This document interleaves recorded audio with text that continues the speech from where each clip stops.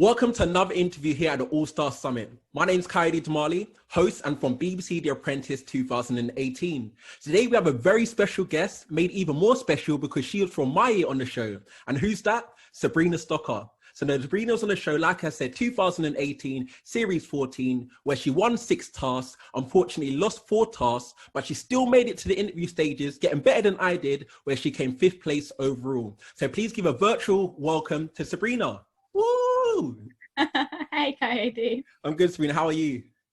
I'm good. I've just realised I look naked doing this because I've got a vest top on and my hair's covering. Yeah, you do. Why do you have to take it to that level? I'm trying to make this be a nice interview, and now you're making. I just wanted to, but I have got clothes on. That's what I wanted. Should I look naked with you then to make it fair? To make it fair, no, I have got clothes on. I'm taking this very seriously. Good. All right, so what I'm doing to everyone, I've got a special surprise that I'm doing to all guests. I think, I've come to realize I'm enjoying this more than everyone else, but I've got a special surprise for you at the beginning. Okay, you ready, yeah? Yeah, go for it. Okay. Right, I don't know why I find this so exciting. This is literally my favorite part. Are you ready, yeah?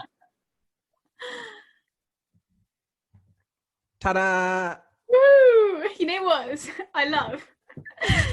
Your face is like purely in the perfect Oh, position really? to take where my face is. Oh, no. You're right. Okay. Like I gave you the blonde hair. So this is what I look like with a wig on, This is mad. Yeah, I love it. It really suits you. Thank you. So you got a choice. You can have this picture, or you can have the one with the whole gang, or you can have just my standard London one, which I like to use sometimes. Which one do you want? Do you want you alone, the gang, or London? Let's use the gang. Okay, cool. We got the gang. Brilliant. And I'm still standing next to you anyway, which is mad. Cool. All right, then, Sab. So let's get into it. So first question I want to ask you then is, what was your life like before the show? So before The Apprentice started, what was your life like? Honestly, crazy. Crazy? Why crazy? My life, there's just everything randomly just gets thrown on my life. Like before the show, I just opened up my tennis company, which has been running for about a year. I just won a trip to travel the world and do content creation for STA Travel. I was finishing my masters. I had so much going on. And I thought it was crazy. And then obviously I did the show and things got crazier. But it was a lot of fun, actually. So before the show, so was you in your final year at uni? Is that when you applied for the show? Yeah, I actually pushed off my my last exams for my masters and pushed it back a year due to The Apprentice. Wow. So that's sacrifice right there. Cool. So essentially as a student applying for the show. See, I wasn't a student, but I couldn't imagine if I was a student, would I have applied? I don't know. So I think that's big on you anyway. So what made you apply then, considering you already, like you said, you had a lot going on anyway. So why would you want something more on your plate? Yeah, honestly, I've watched every single episode apart from Series 15 of The Apprentice. Wait, hold on. You didn't watch series as in the one after our one? Yeah. You didn't watch it? No, it wasn't the same. You can kind of tell what's going to happen. You know what? In fact, pause. We're going to get into that. We are going to get into that. Okay, that's interesting. Okay, so yeah. So why did you watch all the episodes apart from Series 15? I don't know who you hated in that year, but we're going to get into it. So essentially, you watched all of them and you decided to apply for 14.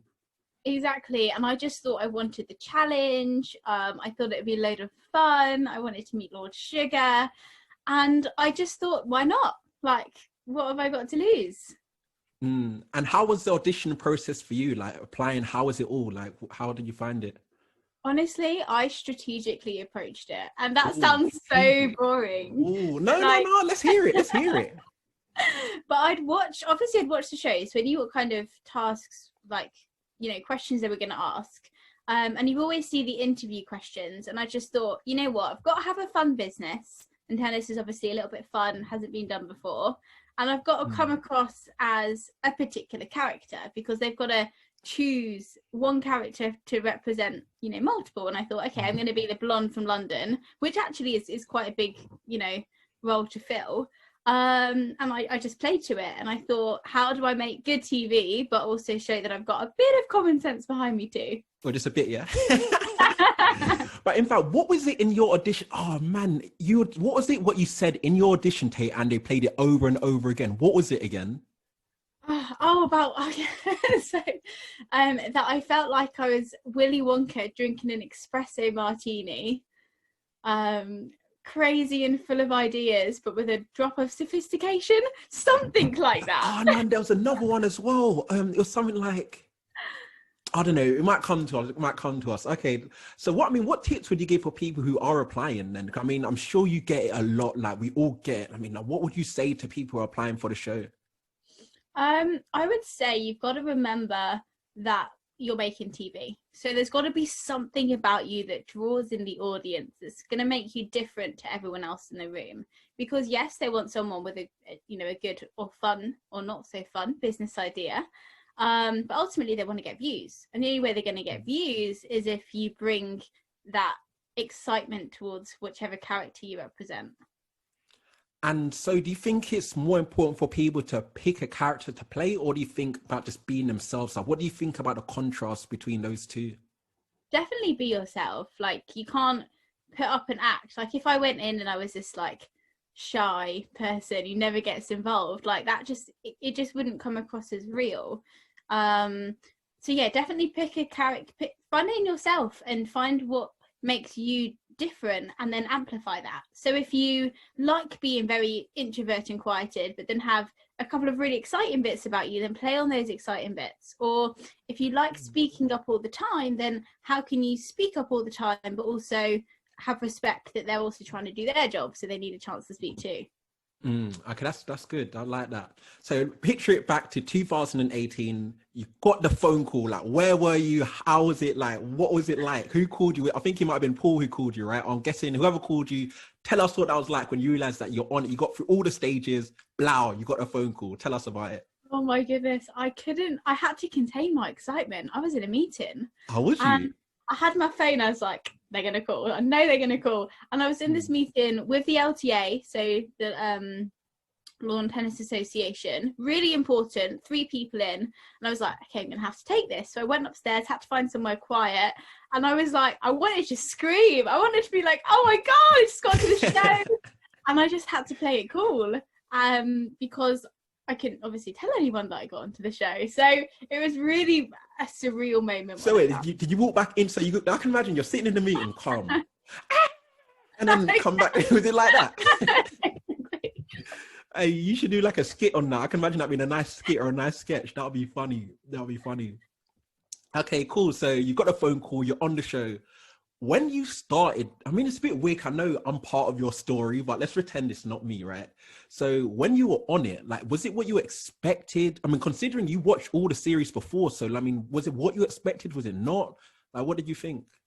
Yeah, in some areas it was what I expected. In other areas it wasn't. So first boardroom, I don't know if anyone knows this, but the first boardroom, the girls lost. We lost the challenge, which was when we went to where did we go abroad? Malta.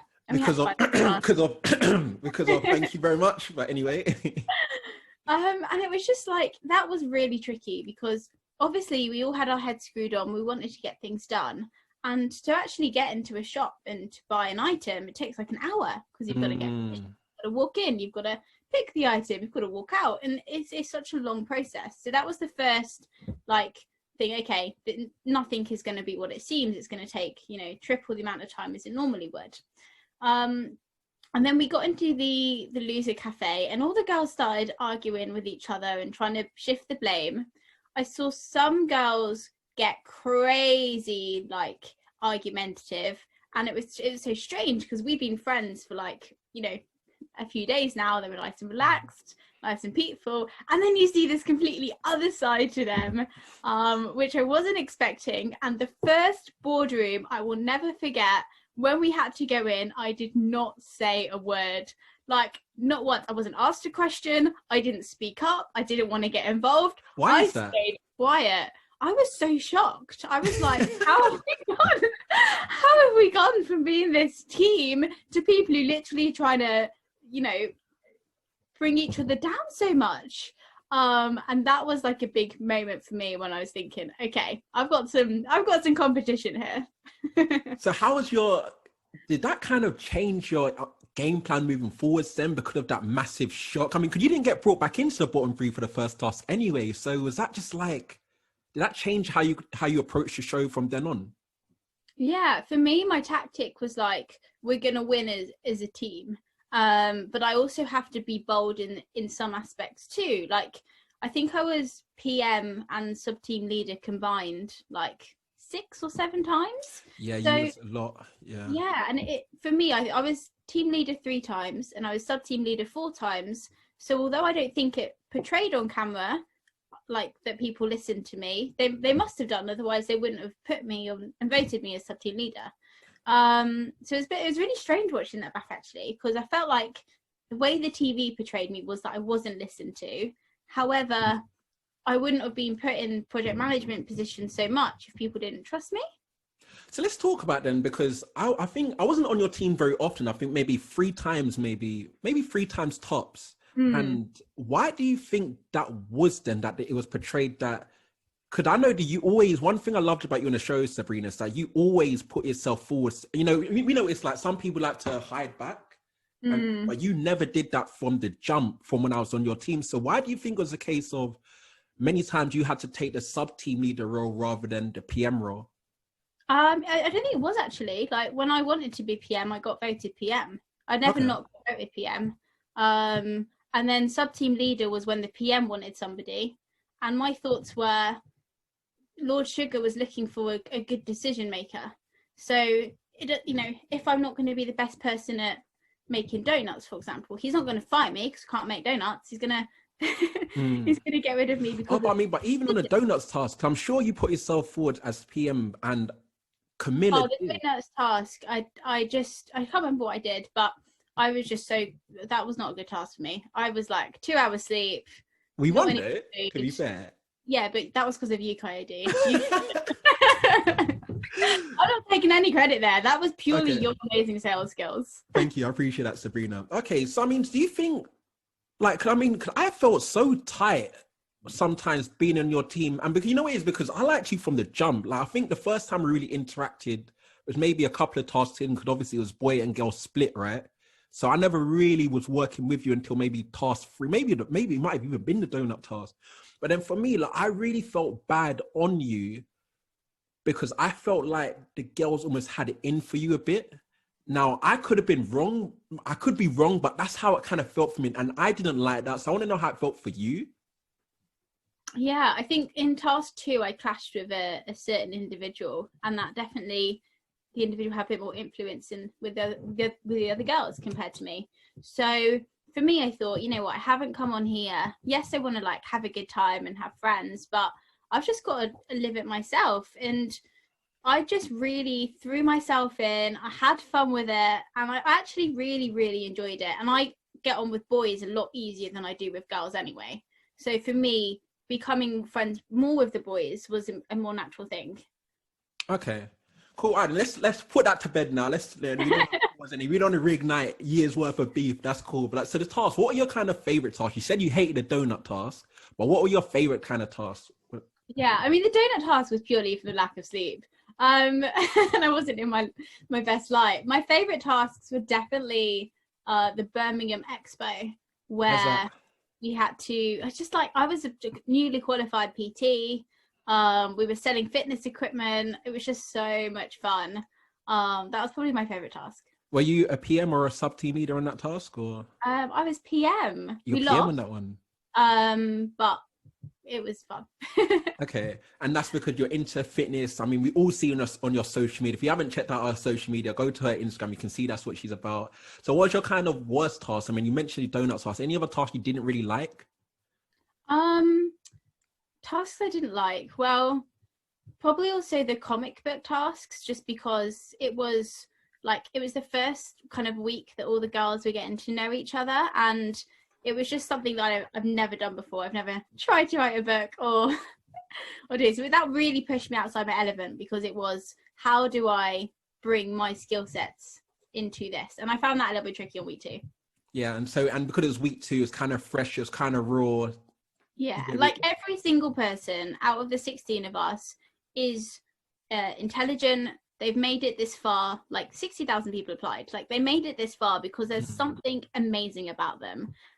Whether that's because they've got an amazing personality, or they make you laugh, or if it's business sense, whatever it is, there's something really unique about every single person in the team. And it was just, when you have really unique people and you put them in the same room, where exactly do you fit in, and how can you kind of help everyone else thrive in their own way as well? Cool. So when it was aired now, from that October 2018 to December 2018, how was that like for you once it was aired?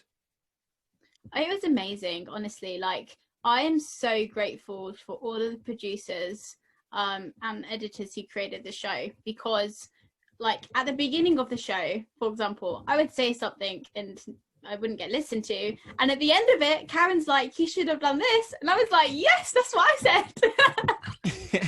And I honestly, like, I was a bit like hesitant and a bit worried about the negativity that can come from a show, and I got less than 5 negative tweets in the whole series, which for an Apprentice candidate is kind of unheard of. Hey, sure, do you want me to go digging, Sabrina? I'm sure I might find number 6, you know. I might find tweet number 6. 6. But like, I might write number 6 anonymously then. But I just got so much positivity and love from everyone. And I think that's probably partly to the way I came across on the show, partly towards the edit. And I honestly had such an amazing experience, and the public were so kind and everything they said, and really supportive. So for me, it was a really positive experience when it went live. So that was, so online it was fine, on Twitter, etc. So what about in public, when people saw you in a street? You live in London, right? So how was that? It was insane. I probably spent like I can't say this loud. Well, actually, maybe I can. I probably spent 2 or 3K on like Ubers that year, purely because on what? Ubers. Oh, Ubers. Oh, right.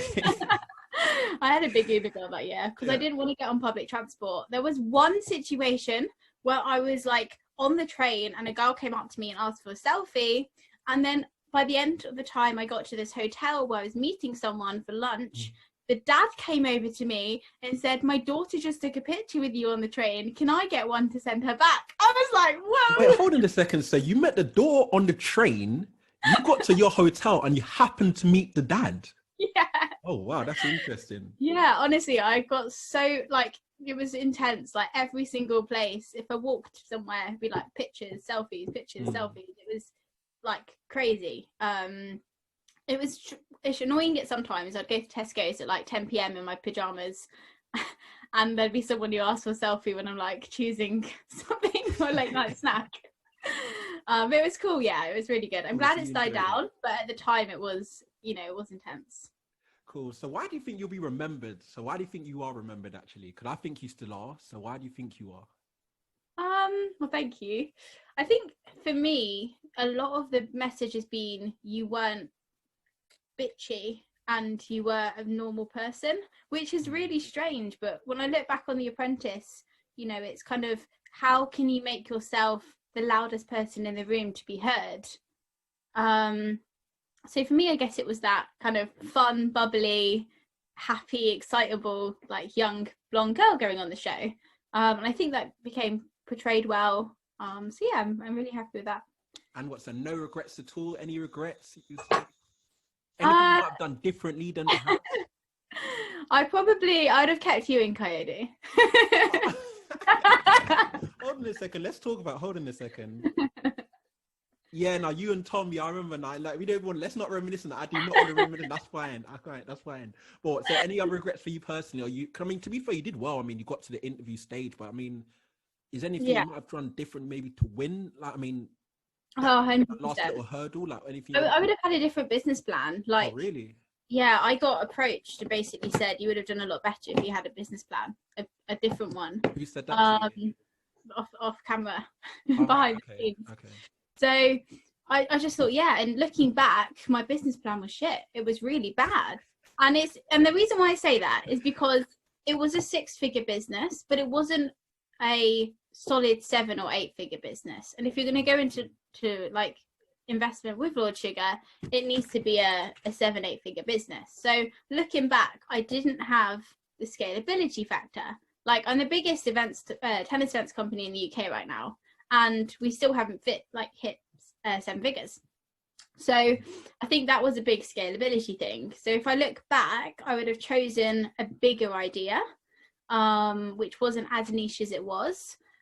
But yeah, I don't regret it though, because I didn't win, it's given me the opportunity to start new businesses. Whereas if I was with Lord Sugar, I probably wouldn't have the time to start new businesses. What business do you think, I mean, of course, going back then, you might have had different ideas now, but what do you think you would have done instead then, if that's the case? Yeah, probably my existing businesses. So I've got one which is like a 2 PR. So we get entrepreneurs, CEOs into the press and basically help with their personal brand to get them more business. And that's scaled so quickly. So probably something like that. And did you have the idea back then? Or, I mean, I've seen you put out relatively recently. Yeah. No, it's a new idea. Okay, but then back then you wouldn't have had that idea though. That's true. Back then, I don't know what I'd have done. Probably no idea, Kayode. No idea. No, I suppose say either way, Sabrina, you did well on the show. You got to interview stage, like you said, you enjoyed the experience, no real regrets, and I think that's big. So let's talk about the current show. Then you said you didn't watch 2019's one, so the year after us at all. Like, I think I watched 1 episode and then I stopped halfway through. Which one was that then? Like the first one. Really? When they went to South Africa? Yeah.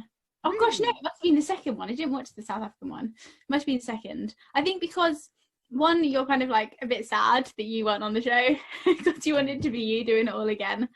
And also you can kind of tell the storyline. So it took away that magic of The Apprentice. And that's why it's so big, I think, that we don't reveal our secrets about the show, because then it will take other people's magic away. Yeah.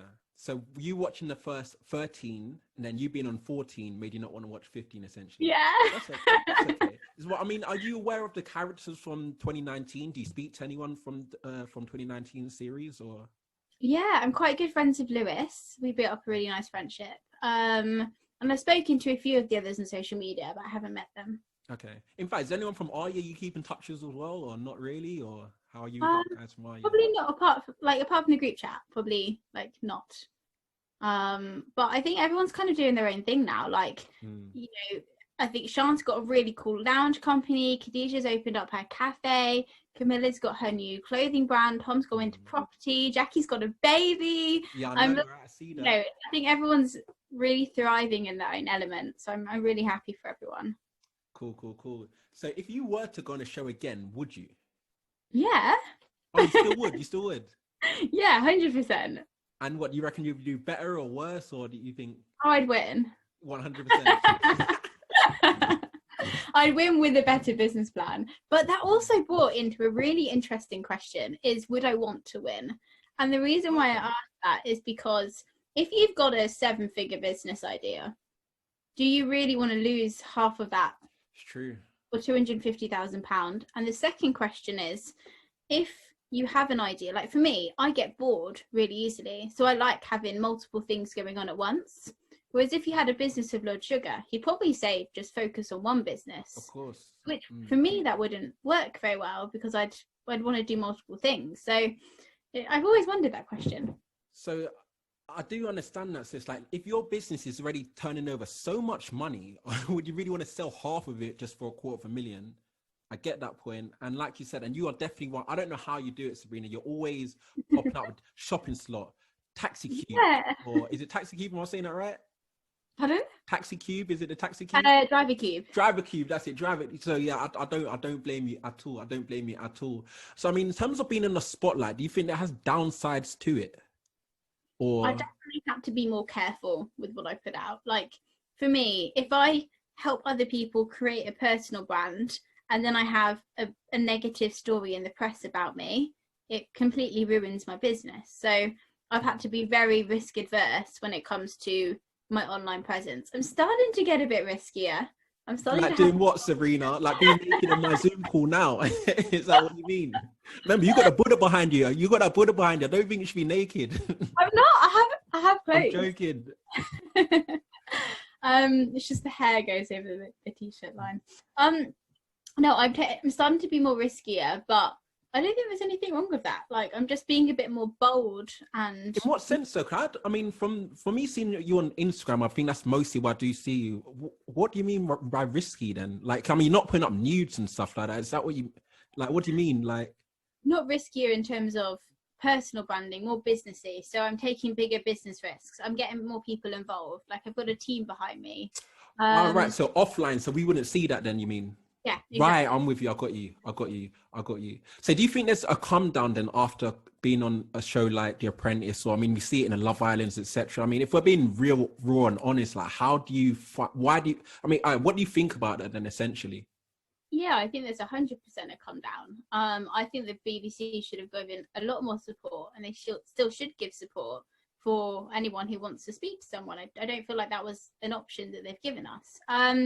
For me, if it wasn't for if it wasn't for everything I'm doing at the moment, shopping slot, 2 PR, driver cube, I definitely would be in a negative space, because I wouldn't have this like, what's next? What's the next big move that I'm doing? What's going to keep driving me forward? Like, if The Apprentice was the peak, then there's nothing to keep someone motivated and to keep them level. So I think for me, I've spent the last 6 months especially really working on my mindset, finding like my bigger purpose in a sense, and that's kept me level. Like, in lockdown, I had just come out of a really hard breakup.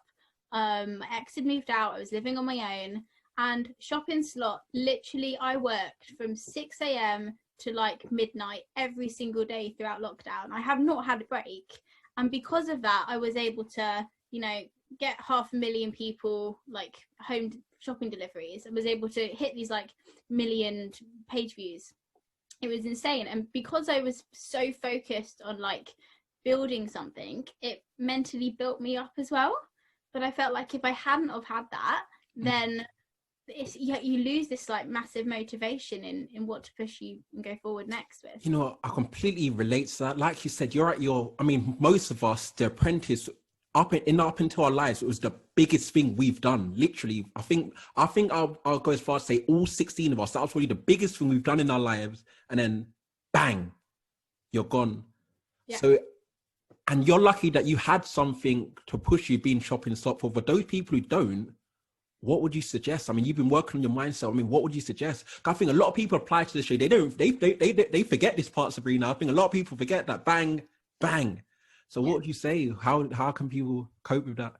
They got to find it themselves, you know, like shopping slot didn't come to me. Shopping slot, a lot of people ask me to like partner with their business and stuff. And shopping slot was one of those business ideas that someone asked me to partner with, but I wouldn't have had that idea. I wouldn't have had that person approach me unless I had a strong online presence. So you've got to think, okay, like The Apprentice was amazing. It probably will be a highlight in my life, but I'm looking forward to building a family when I'm older. I want to build my own little business empire. I have all of my personal goals that I want to achieve, but they're not just going to come towards me. So you've got to just find something that just makes you so passionate. And like, am I passionate about like getting people into newspapers or promoting their online presence for their business? No, but what that does essentially is it's going to change their lives. It's going to make them move to the next level. So you've got to find a business that you believe in, like the core values, and use that to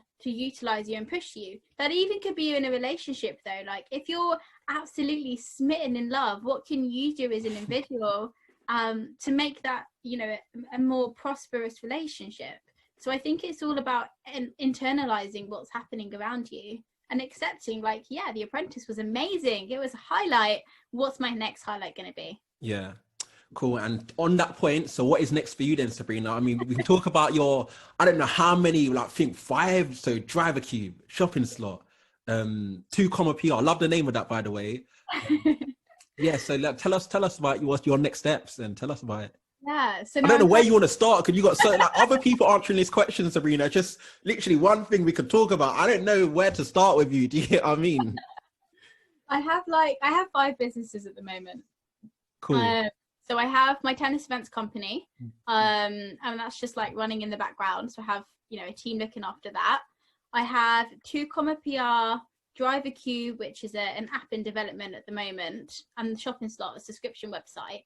And then the business coaching that I do is like something extra that I do in the background. So for me, it's just building all of that up. I'm really excited for this app launch. I'm really excited for 2 and I've got some amazing clients. I had one client, and within like 3 weeks, he got a 105k contract. I was thinking I should up my price. Is that for 2 No, for his company. As in you did it through 2 for him? I did that through my business coaching. Oh, for your business coaching, Yeah. right? Got you. Yeah. Amazing. It's honestly like, I think for me, it's now, how do I keep building that up and keep adding loads of value? And I'm having really a lot of fun with it now. Yeah. And out of curiosity, what contract was it for 105k? Like, what's his service, or what's? So he does the rugby analytics for the stations, and he won a contract for the new season. Oh, amazing. Good on him. So then what does a typical day look like for you in terms of, some people say like, focus, follow one course until successful. I don't know if you heard of the acronym FOCUS. I can't even spell now. You're dyslexic as well, isn't it? Yeah. FOCUS. Yeah, follow one course until successful. So, you're literally the antithesis for that. So go on, tell me, Sabrina, man. Yeah, I think for me, I have like a really strict routine that I do, but I only do it when I want to do it. So it's always out of choice, if that makes sense. So like morning wise, I started waking up a bit later though, because it's really sad when you wake up and it's not sunny outside. But like wake up, go for a walk, like get my head in the game, have a team meeting. And then I basically have like, okay, what do I want to achieve today? What are the things to push me into that way? So all of my mindset is like very strategically done. But you've just got to find something that you love, and that's going to motivate you to do it every day. Because if you're working in a business or in a company that you don't like, then why would you do it? And that team, is it the same team you have for all 5 of your businesses, or each of them got a different team, or how do you do it? Yeah, I mean, here we go. So events company, we've got a team of 42, which we're really lucky actually, because majority are self-employed. It means that when my events have started opening up again, they've all kept their jobs. And then the core person who runs all the operations, rather than letting him go, when COVID happened, I got him to do the operations in a new business. Then customer shopping slot, driver cube, and 2 PR, they all have like individual teams throughout them. So, yeah. Cool. Basically, everyone has individual teams depending on what the business is. Yeah. And I noticed that you recently did a webinar called High Productivity Webinar. I'm sure you touch on a lot more. I'm sure you probably do another one again if people are interested, right? If they want to see exactly how you're able to be productive in so many different fields. Now, one question I really want to ask you is about Elena Cardone. Now, I'll tell you why, because I got a DM from a friend of mine. I think you might have met her when we met up in Birmingham one time. Out the blue saying, "Oh my God, Sabrina, something about," she took a screen. I don't know. I think you were on a FaceTime with her or something. She goes, "Oh my God, Sabrina, Elena Cardone." I was like, yeah, I think that's her girl. I think they're besties. So just clarify. Tell us about Elena, man. Damn, how is that? Yeah, well, like I started getting into the kind of like the mindset, and I'm a big fan of her because she's done a lot for herself as well as being able to manage a family, which I think you can create a lot of respect for. But we went live a few times on Instagram together, and then a couple on webinars. So we just bounce off each other really well. And for me, she's definitely a bit of a role model because of what she's achieved. And I think also the fact that me and her daughter have the same name probably helps with the synergy there. Oh, really? Sabrina. And how old's her daughter, Sabrina? I think she's like 5 or 6. All right, kid. Yeah, so I think, so you got that kind of rapport. Yeah, so she might see like a daughter figure as well then, right? Because of the name, do you think? Maybe. Yeah. But yeah, no, we started speaking, and that's been lovely. Are you going to go over there at any point to go see her? Where do they live? Florida, right? I think they live. Is it Florida? The Cardones live? In Miami, but Miami. Yeah, that is Florida. Yeah, Miami, Florida. Yeah. Florida. Okay. And I know you want to go traveling as well yourself. Is that still in the cards, or? Yes. So basically, I was meant to go live in Bali for a few months because I thought, if I'm running all my businesses by my laptop, why don't I do it next to a beach with a surfboard in some sand and sunny weather? But they've closed all the borders. Sounds like a good plan, to be fair, but yeah, go on. So as soon as the borders open up again, I'm going to go. Nothing's really keeping me in the UK. All the businesses are running online. I'm single. I have no kids, no Oh, family commitment. You know what I mean? yeah. So it's a great opportunity for me to just have some fun and go away. Cool. Well, Sabrina, this has been amazing. Any final words you want to say? I'll leave it for you. Anything you want to end on? Just like for everyone listening, I'm not sure your backgrounds, but you've just got to create your own future. Like if you're not happy with it, then why are you not happy and what are you going to do about it? And if you see like someone like Kayode, he's always smiling, he's always got this amazing zest about energy in life. Like if you're not smiling like Kayode every day, rethinking what you're doing every day. I love that. So this has been another episode on All-Star Summit. Like Sabrina said, if you're not smiling like Kayode every day, you need to rethink what you're doing. Thank you. Thank you for listening. Stay tuned for another interview here on the All-Star Summit.